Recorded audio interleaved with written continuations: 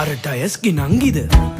පුදු අම්බෝ ලස්සන ඈනම් සුර අඟනක් වැනිය පොන්න වෙන්නේ ධම්මික වැනිය